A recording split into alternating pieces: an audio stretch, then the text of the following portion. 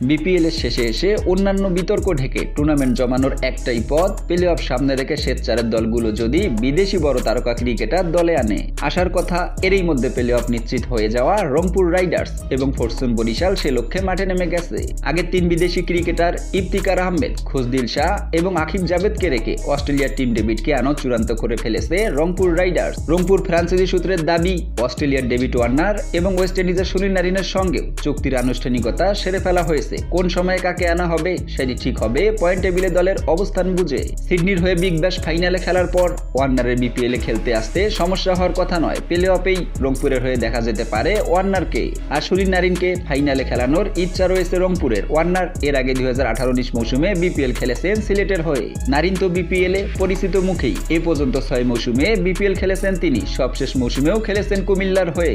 দলের নাম প্রকাশ না করা সত্ত্বে এক কর্মকর্তা বলেছেন, টিম ডেভিডের আশা চূড়ান্ত।